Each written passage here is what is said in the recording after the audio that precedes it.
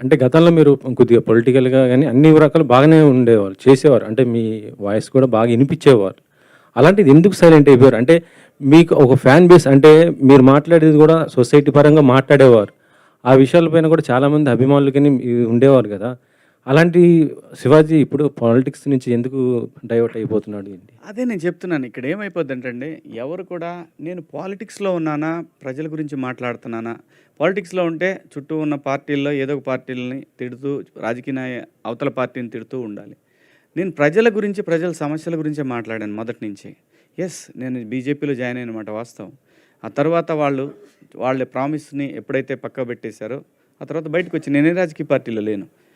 ప్రజల సమస్యల గురించి, ప్రజల అవసరాలు ముఖ్యంగా యూత్‌కి సంబంధించి ప్రత్యేక హోదా అనే అంశాన్ని నేను తీసుకున్నాను. దానికి లీడర్‌షిప్పు చాలా అవసరం. లీడర్సు కరెక్ట్‌గా ఉంటే నిజంగా సింపుల్‌గా చెప్పాలంటే ఈ రోజున మనకి రావాల్సినటువంటి ఏదైతే ఇన్ఫ్రాస్ట్రక్చర్ ఉందో అది మొత్తం ఆ సొమ్మంతా ఈ తరానికి చెందాల్సినటువంటి ఇన్ఫ్రాస్ట్రక్చర్ ఏదైతే ఉందో అది ఎనీథింగ్ ఇన్ఫ్రాస్ట్రక్చర్ అంటే వాటర్ కావచ్చు, అంటే క్లీన్ వాటర్ కావచ్చు, హెల్త్ కేర్ కావచ్చు, లేదు రోడ్స్ కావచ్చు, మనకు రావాల్సిన క్లీన్ పవర్ కావచ్చు, ఎవ్రీథింగ్ ప్రజలకు సంబంధించిన ఏదైతే ఇన్ఫ్రాస్ట్రక్చర్ ఆస్తి మొత్తం కూడా రాజకీయ నాయకుల జేబుల్లోకి వెళ్తూ ఉంది. ప్రజల్లో ప్రశ్నించే తత్వం కోల్పోయింది. క్యాస్ట్ ఫీలింగ్స్, అవసరమైతే రాముడు, దేవుడు, లేదంటే అల్లా, లేదంటే జీసస్, ఇలాంటి వాటికి రకరకాలుగా ప్రజల్ని రెచ్చగొట్టే ధోరణిలో తయారైన తర్వాత ఎంతకాలం పోరాడగలడండి ఒక మనిషి? వాడికి ఒక ఫ్యామిలీ ఉంటుంది. 10 సంవత్సరాల పాటు ప్రయత్నం చేశాను. అలానే ఇప్పుడు వదిలేశాను కాదు, నెవర్.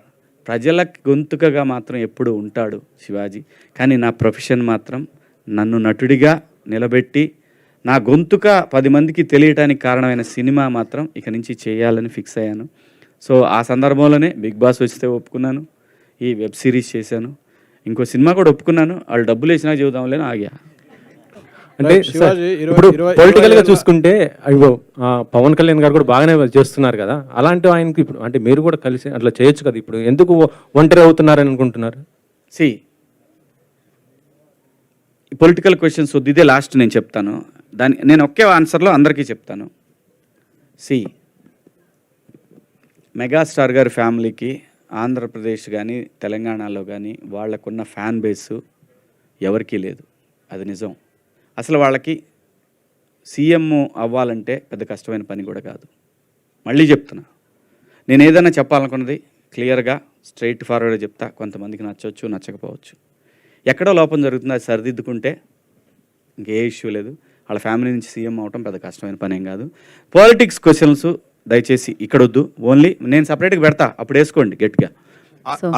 డైరెక్టర్ పదాలు తెలియని పెదవులకు అమృత వాక్యం అమ్మ.